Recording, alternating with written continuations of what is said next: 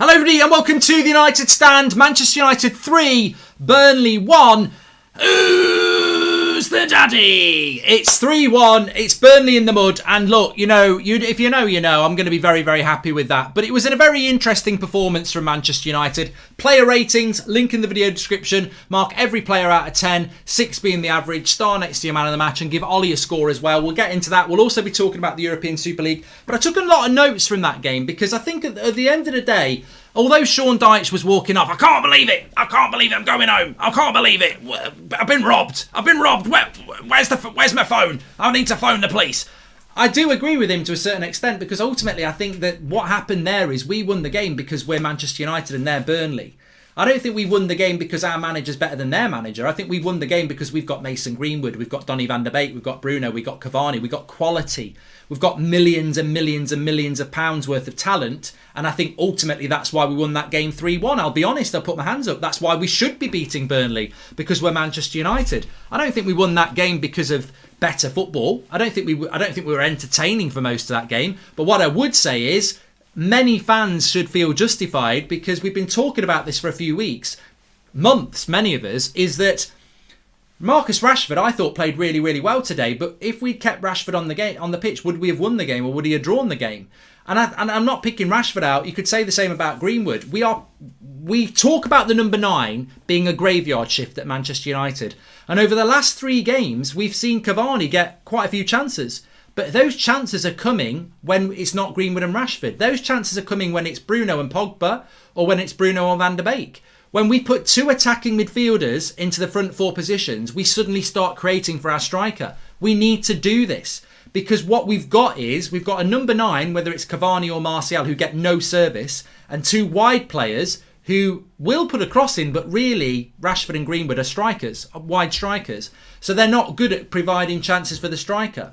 But when you've got Pogba there to complement Bruno, suddenly we create more chances because we've got 2 creatives. When Donny comes on, we score that goal that we score at the end that we would never score if it wasn't Bruno and Van de Beek to provide the finishing bit. So we've stumbled. Ollie seems to have stumbled on something that many people have been talking about for a while. In those front 4 positions, we can't have 2 wide forwards because nothing happens for the number 9. You've got to have 1 wide forward and 1 wide Cam, who basically swaps with Bruno. And it can be Pogba and Donny, it can be Donny and Pogba, it can be Bruno and Pogba. But we need to do that. And what we also need to do is have one of those 3 playing in the midfield pivot as well, because it's dead with McFred. So what we need to basically do is pick a team that is Fred or McTominay with Pogba.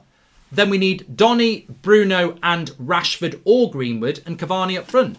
And then we score the goal like we just scored at the end. But this 2 wide forward thing that he goes with basically suffocates Bruno and Cavani. Because I thought Bruno was pretty poor until the very end. And I thought Cavani had nothing to do in the second half until the end. But when we have Bruno and Pogba or Bruno and Van de Beek, it seems very, very, very, very different. So it was 3-1 to Manchester United, of course. An instant impact from Donny. But look, the performance wasn't great. The result was what mattered. And at this stage of the season, I will put my hand up and say, look, even under Sir Alex Ferguson, when we were winning titles, you would get results in April and May that the performance wasn't great, but it's all about the result. We had to win today. I don't think we played particularly well, but we had to win today. The goal we concede, absolutely. What does Gary Barlow think? I thought it was absolutely shite, Mark. Absolutely rubbish. It was zonal marking. It's zonal. If you ever want to see, I think there's been times this season where people don't believe that zonal marking happens at United. But if you want to see what zonal marking is, watch United's goal. Because it's Maguire and 4 others stood on the edge of the 6-yard box, basically waiting for a ball to be hung up. And then someone with momentum runs in and bullies him. I mean, I feel sorry for Harry Maguire because he's doing it from a standing start against somebody who's got a running start, and you're never going to lose. If you've ever played basketball, if you're standing still trying to stop somebody running towards you and a jump, they're going to jump higher. So It's the goal is a pain, but we've won the game. Hi Mark, I listen every day. I often put live chats on. How can we give Ollie a 5 rating when we won? Let's start giving Ollie a pat on the back, says Stephen Atkinson. And Mark, mate, wasn't pretty, never is when you play this lot, but totally overshadowed what's going on today. Sick to my stomach. Glazers are bringing us into the pioneering death of football, says Cameron Story. It starts at the back. Magluff is a mismatch and needs protection from the CDM. We miss a good enough CDM to do the job alone, says Mr. Glenn Johnson. Look, there was one moment in that game. We need a centre-back and we need a centre defensive midfielder. 100% this summer we need that. I saw Maguire and Lindelof. Wood controlled it on the halfway line. They were close to him. They backed off 10 yards, both of them. I'm like, what are you doing? Why are you both backing away from Chris Wood? He's slower than a snail and you're scared of him. They were scared of Wood today. Manchester United centre-backs was terrified of Wood today. We need a bloody centre-back and we need a centre-back fast. And if Ollie can't see that, he's going to have problems next season. And as for the midfield, it's dead. It's slower than a bloody snail. I've said that twice now. But it is. It is. We need a CDM and we need a centre-back. Because you know what? We talk about Erling Haaland, but actually we're not bad at scoring goals. We've not been bad at scoring goals all season. Even when we've played badly, we've still managed to score goals. But we definitely need that. On the European Super League thing, I'm absolutely disgusted. I'm disgusted. I hope the Manchester United supporters trust. I hope the Red Army, I hope something can be finally done by this fan base to come together and unite against this poison within Manchester United Football Club. And I know it's happening to Arsenal and I know it's happening to Liverpool and I hope those fans can do something as well. But at Manchester United, we've seen this before where this disease grabs hold of our football club and is still here 15 years later. What is happening today is that English clubs led by Manchester United, Liverpool, Arsenal are trying to change football. They are trying to take Manchester United into something that will be joyless for fans because it will be protected. It will be a Super League that you cannot get relegated from, that nobody else is welcome into. It's a huge franchise to make billions of pounds for the owners of our football club who don't care about our football club. The European Cup, 1958, the Munich tragedy, 1968 winning it. This was all about the European Cup. This was about Sir Matt Busby's dream. We're going to turn our backs on the European Cup to go and do something new. We're going to turn our backs on however many titles we've won. We're going to turn our backs on what football's all about to make a little bit of money. We're going to close the shop to people like Leicester City and West Ham and everybody else to be arrogant and money-led. It is a fucking disgrace. It is a disgrace. And I'm embarrassed that my football club is even party to this, and yet we are expecting tonight a statement to say that we are doing this. On whose say-so? Who are these people? They've got hold of Manchester United Football Club and they are putting us through something like this. It's a bloody disgrace. Absolute disgrace. This is not what this football club's all about. And it goes back to what we've said many, many times. These people who own this football club, they don't know what this football club is. They've got no idea, because if they did, there are statues that they walk past to come into this club. There's a clock on the side of the fucking stadium. It means something. We are Manchester United Football Club and we should not be doing this. So I really, really hope that for once, the fan base can be united behind one message and start to do something collectively. Because this is not about, oh, he's from Nottingham. This is not from We're Top Reds. This is not for, oh, we sang that song wrong. This is about Manchester United Football Club. And if you care about this football club, this cannot happen. And even if it doesn't happen, it's a bloody disgrace that they were trying to make it happen. We need restructure at Manchester United Football Club. And I applaud any big club that is against this. I don't know whether the German clubs are going to do it, but the way the German clubs are run is very fan-centric. This needs to stop. It's a disgrace. I stand with UEFA. I stand with the Premier League. I stand with Leicester City. I stand with everybody who is against this, and every fan of any club that is part of this Super League needs to bloody not be part of it, and we need to find a way to make it not happen. And beyond that, this is why business people should not be running football clubs, because they will play on our loyalties. Because if Manchester United are in a Super League in 2 years' time, they know we will watch it because it's important to us. We are linked to this football club and we are passionate about it. Business people should not be part of football. This is a disgrace. I'm disgusted. I'm embarrassed. And I really hope that this doesn't happen. But as we've seen before with the Glazers, Manchester United fans have been unable to dislodge them from our football club. The president of this Super League is apparently Florentino Perez of Real Madrid. The chairman is Joel Glazer, Kroenke and Henry. Who are these people to be chairmans of a bloody league? Who are you? You're the son of somebody who never should have been allowed to buy our football club. You're the son of somebody who bought our football club as a business deal. And you're going to run the Super League and you're going to take us into it. No, thank you. No, thank you. And I hope it doesn't happen. But everybody's pissed off about it and I hope something happens. But I tell you what, Manchester United have got fan groups that can do something. And I tell you what, United stand doesn't really mean anything, I don't think, in that sense. But I and you would be behind that because it needs to stop. It needs to be stopped. I'm disgusted by it. Absolutely disgusted by it. And I think the Glazers have done a lot that have disgusted me over the years, but this has got to be right up there. Absolute disgrace. Cannot happen. Keep football for the people. Keep football for equal. You know, it's the wrong message at the wrong time. And also with the world, people are losing their jobs, people are losing their lives. We've had Manchester United Football Club last summer saying, we can't do too much in the market. We've got to think about what's moral. People are losing their jobs. They're losing their lives. We can't sign any players. Oh, but we can all go and sign up for a bloody Super League to make you billionaires again. Bullshit. Absolute bullshit.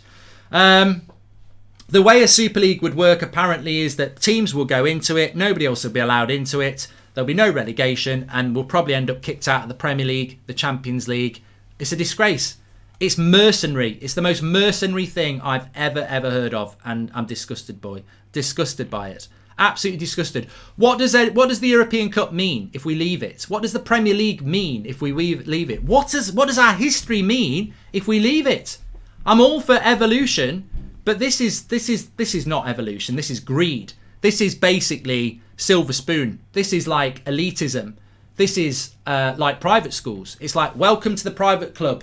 It's like the Masons. Welcome to the secret handshake club. No one else can come in. Bullshit. I don't live my life like that. I'm not from that sort of a background. I'm not interested in that. I support Manchester United for different reasons than being elite. Glazers want to get us into a stupid league when they've not invested enough to get us past mid-table Premier League sides, let alone Euro teams, says Oni Akob. Well, we're going to talk more about this in the fan forum, and I'm sure there's lots of things to be said. Mark, it's so stupid and senseless for anyone to need a striker this summer after watching today's match. Greenwood and Cavani were fine, says Stephen. I agree with that. And hi, Mark, missed the game because of work. Were we good today or did the scoreline flatter us, says Jack. I think Burnley played as well as us. Maybe better than us, but quality, individualism won us the game. The game was stretched at the end. It was a brilliant goal, combinations between Greenwood, Bruno, Cavani and Van der Beek, and Cavani finished it off. Other than that, the first goal was a good goal. The second goal is a bit lucky, but it's individualism from Greenwood. But I think that the football's still not good enough. This is going to happen. This is still going to be a problem. The football is not good enough. The Van der Beek sub was too late. But we win the game 3-1, so it sort of covers up any of the complaints that people will have. But I think that we're in this. We're going to have to wait till next season, basically. He's not using the squad enough. The rotation isn't enough. The football isn't good enough. The McFred obsession to protect Magaluf is because he's trying to protect Magaluf. I mean, Magaluf were terrified of Lindelof today. Of Wood today. Chris Wood terrifying a Manchester United centre-back duo is just tells you where the problems are. But the quality of the players won us the game in the final third. The quality of the players in the midfield and the defence sort of didn't really help us. But we've done that a lot this season. We've won a lot of games by the odd goal. I mean, we won by 2 goals to be fair today, but I mean, look, I want to see. I took a few notes. I think Chris Wood had more chances than anybody today. I thought that the tactically we were found out. I think Sean Dyche will be. I mean, I can't do any more Sean Dyche because my throat's hurting. But I think Sean Dyche actually did a very good job on Solskjaer today. we were redundant for a large part of that game, and they were more energetic. I thought they won the midfield battle. I think even when Pogba went into the midfield, they won the midfield battle. It wasn't the move I thought it was. I thought when Pogba came on for Fred, we'd get hold of the midfield, and we didn't. They were more energetic. They played through us. And I think a lot of that comes down to the fact that somebody said it on the watch along. If McTominay was told to get the ball and pass it forward, he would do it. He doesn't. He gets the ball and passes it sideways. And Pogba was playing as a CDM.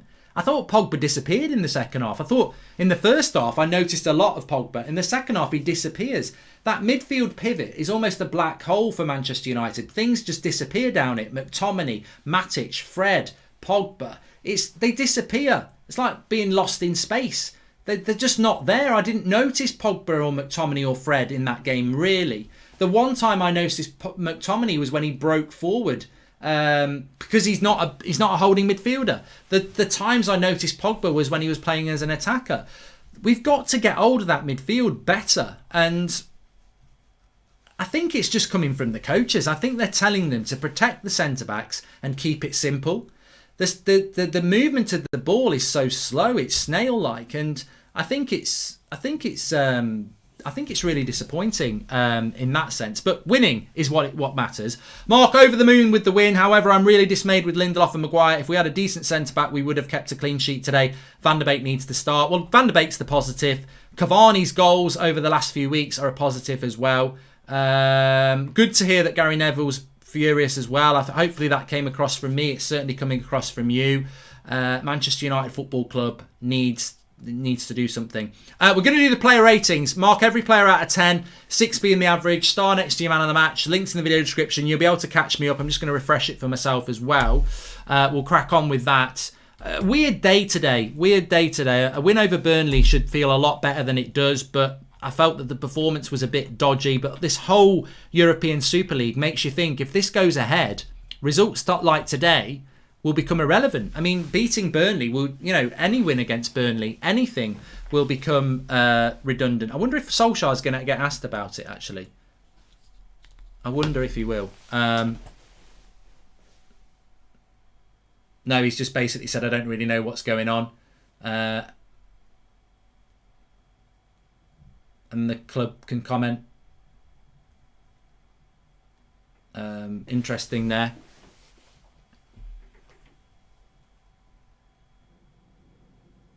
But the thing is, we're going to do the player ratings now. But the thing is, if you're the manager of Manchester United, he works for Manchester United. What's going on? What's going on? The fans need to do something here, and it's good that people like Gary Neville are angry, and I hope that all fans are angry, and I hope all fans can do something. I really, really do. Hi, Mark. What do you think about Henry today? He made our back four even worse, and Hendo today. He can't be trusted. Don't know whether he's coming or staying, says Karamu. Well, we're going to do the player ratings now. Please smash a like on the video. By the way, let's see if we can get up to 5,000 likes on the video. Right, let's go. Let's go with the player ratings. Okay, we've had over 10,000. That's great. So we've got a good pool of votes to do it with. So Henderson today, 5 for me, 4.9 for you. So everybody's pretty much on the same page with Henderson. I thought we were very lucky not to go 1-0 down. Wood was offside by a toenail, and Henderson comes flying out and misses it. If you're going to come out, get it. So we're very lucky not to go 1-0 down. There was another time towards the end of the first half where the ball's in the right back position and he sprints out and then boots it into play. I don't know what he was doing there.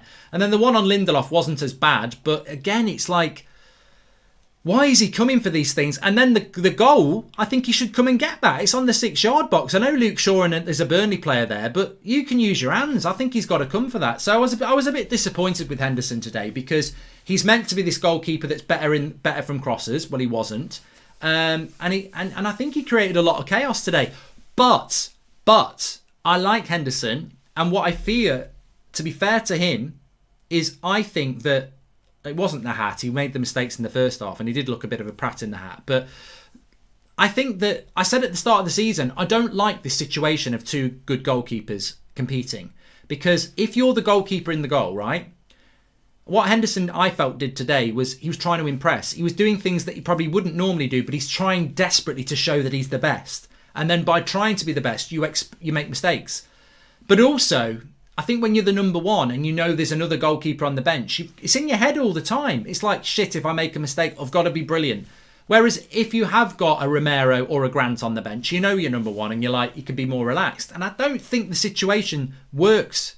I don't like the situation. It needs resolving in the summer. We cannot have De Gea and Henderson at the club next year. And I think today, for the first time, we saw the problem of that. Because I think Henderson was like, it was like he'd had 10 cans of Red Bull. He was hyped up. And his concentration wasn't there. And his focus wasn't there. And he wasn't his normal self. And I think that's because of this ongoing battle. And this is why you can never have two great goalkeepers. Because they always know that they've got to prove the point every game. And one mistake and I might be out of the team. It's time to go with a goalkeeper and stick with a goalkeeper. Now, I suppose the question is, are you ready to go with Henderson or would you rather stick with De Gea? But that's Ollie's choice, not ours. Wan-Bissaka, I would give him a 7 today. I thought first half an hour he was really good. He was probably a little bit at fault for the goal as well, as was zonal marking. But I thought Wan-Bissaka had a really good first half. I would give him a 7. Lindelof today, I mean, I think he got bullied. I'd have to give him a 5. I don't think Lindelof... I'll never understand how you've got a player like Chris Wood who will try and attach himself to Lindelof, but we just let it happen. We always leave Maguire as the spare man. Now, if Maguire's the spare man and Maguire's losing headers from corners, why did we spend money on a dominant centre-back who's big, physical and strong? If he's not going to mark a big, physical, strong centre-forward and he's not going to win headers on corners. I don't know what we're using Harry Maguire for, because he's always the spare man. Now, a clever striker will always try and attach themselves to Lindelof, but are we just going to give up on that, or are we actually going to try and make it be the other way? Harry Maguire needs to be up against Wood today more than he was. And we've seen it against Calvert-Lewin and we've seen it countless times. Lindelof cannot be... What I'm saying is, all right, if Maguire can't get hold of Wood, fair enough. But if you're going to play a big striker and he's going to attach himself to Lindelof, don't pick Lindelof. Pick Twansebi or Bailly, but Bailly's not fit. But a lot of the times this season we pick Lindelof and he gets bullied. He gets bullied because he ain't good in the air and he's not physical enough. So I don't think Lindelof played particularly well today because I think he got bullied.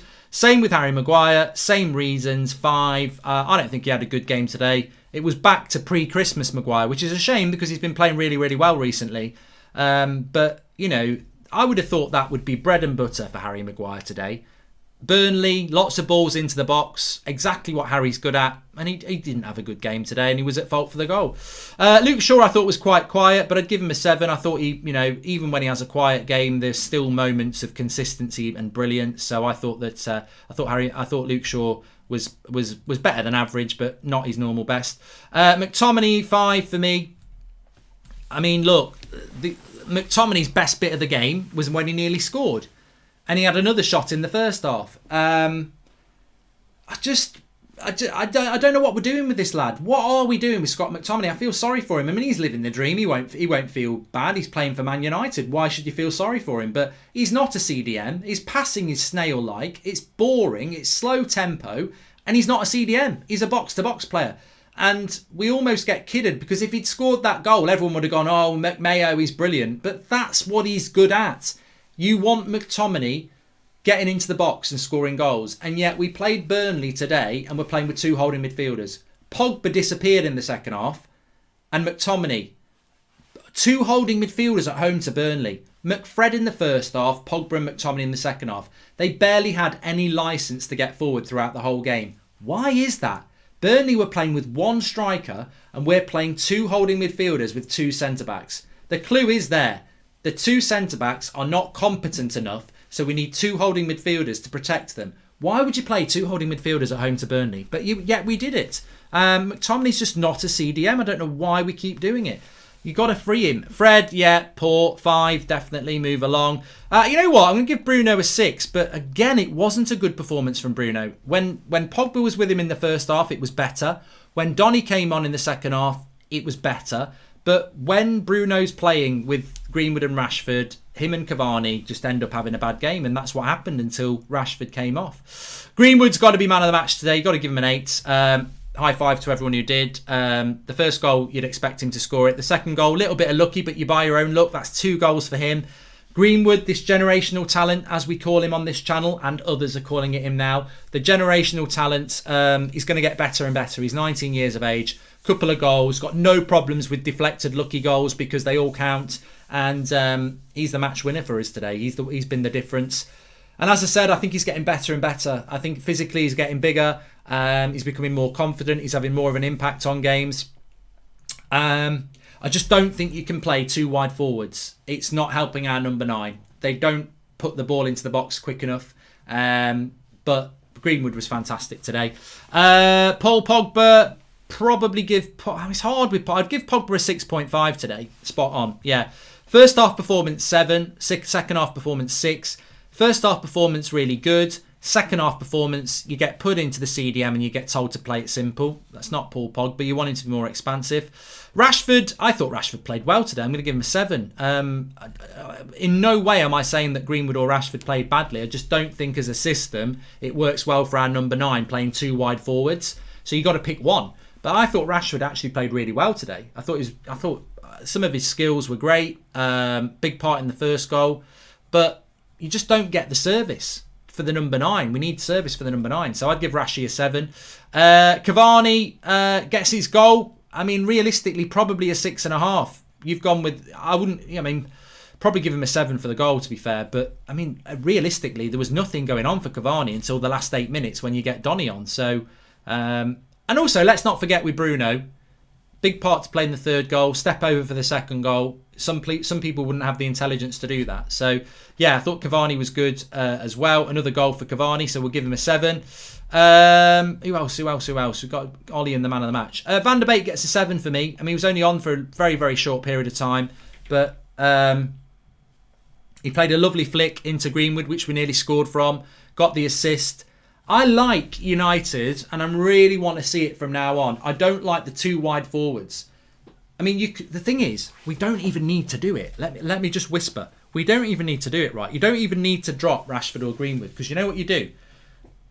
Cavani can't play every game anyway. So put Greenwood up front, put Rashford off the left, put Donny on the right, put Bruno there. Or put Greenwood up front, put Rashford off the left, put Pogba off the right, put Bruno there. But play with 2 attacking midfielders, because we work so much better. Bruno and Pogba, Bruno and Donny and Pogba. They work better in that final 4. But on the other hand, you've got to put Pogba back with Fred or McTominay, because McFred don't allow the ball to get forward. So I think what we saw today is the good and bad of United. What we saw is, as a front 4, we've got lots of options. And I like the option of 2 attacking midfielders in that front 4. But what we've got in the midfield and what we've got at centre-back is killing us. It is. It's going to stop us being a great team. We need to have a better CDM and a better centre-back at Manchester United. Ollie today, I'll give him a 6. 5.9. Fair play. Yeah, we've won the game 3-1. We've beat Burnley. He did get Donny on too late, but he got him on and he did get a goal. I would like to see him coming on with 70 minutes to go. He did take Fred off at half-time. That was right. And we did win the game 3-1. The style of football is not going to change on one game. We need to work on that for next season, I think now. We're not going to change the football. We're going to still see McFred and Magaluf, I think, for the most of the season now. So, yeah, I don't like the football. I think the result was really good. I thought the substitutions were good, even if Van der Beek was a little bit late. And I do like how he's using Van der Beek and Bruno. It used to be Bruno comes off, Van der Beek comes on. Ollie seems to be seeing what we're seeing, which is Pogba and Bruno in the final 4. Donny and Bruno in the final 4, instead of just keeping with the wide forward. So I like that. Zonal marking, again, crap. Marking in the box, crap. But no, I think Ollie, we won the game, so I'm happy to give him a 6 on that today. Man of the match for me will be... It's going to be Mason Greenwood. I'll be surprised if this isn't over 70% here today. Submit your vote. 85%. That's a landslide. When you've got 85% of the public behind you, that is a landslide. and it's Mason Greenwood who gets it 100%. Yeah, he's always going to be man of the match. I mean, who would be man of the match behind Greenwood? I think Rashford played well, and apart from that, you know, it was that sort of a game. Burnley are a pain in the arse. Just watch Greenwood's post-match interview. Exciting times ahead for him at United. Seems to have the right mentality as well. Cavani, great for him too, says Nick M. Do you think United would benefit from a more competent attacking right-back? I know there's more pressing issues, but Aaron Wan-Bissaka's position isn't great. I thought he got forward well in the first half an hour, Cherry. Our objective every year being Champions League qualification, I think we can safely say that fighting for any trophy is what the manager and team are doing solely for themselves and the fans, says Punit. And welcome to the Members Club, Jay Shah. Thank you. Please smash a like on the video, by the way. Let's see if we can get 5,000 likes. No to the Super League. I'm actually going to do a video on That's Football about the Super League in a minute. I need to do some research on it. Regardless of what the board is or isn't doing, you'd think that a manager would do their best in terms of team selection and tactics. Just saying, says Nehemi. Well, we're going to have an interesting week, aren't we? We're going to have a very interesting week at Manchester United. I'm disgusted. Please subscribe, by the way. We're only 40 subscribers away from 18,000, so please subscribe, bottom right hand corner. I am disgusted by what's going on at the club, and I think I've said everything that a lot of people agree with, and I just hope that there are going to be some plans in place from people around the club, whether it be ex-players, fan groups. We've got to do something. This is our football club. If Arsenal want to go into it, if Liverpool want to go into it, let them. But we as a football club have got to stop this. It's wrong. It's morally wrong for Manchester United to go into this Super League. It is rich people taking something that they have bought and own and thinking that they can take it into something that we don't want to go into. We've got to do everything we can to not go into it. Harsh all round, in my opinion. The volume of negativity doesn't line up with the performance. Perfect, no, but we overcame some mistakes to win a game. I don't think that's been said, JB. I think everyone's very happy with the result. Just saw a tweet that City were 8 points behind us and we bottled it before. We are now 8 points behind City. Jeff, I don't think any United fans genuinely talking about that. What's up, says Munir. And can we not play Donny as a false nine, releasing Rashford and Greenwood as wide forwards? What are you going to do? No, Hadrians. What are you going to do with Cavani? What more does Donny need to do? Says David Sherwin. Well, let's see if Donny can get more game time. I think he's been fantastic in the last few games that he's been given a chance, and let's see what happens. Right, let's go over to the fan forum. There's going to be a lot more chat about the Super League over there, as I'm sure you're interested to chat about. So I'll see you over on the fan forum. Let's hit the live comments with no to Super League. Thanks everyone for watching. Smash a like on your way out and I'll speak to you soon.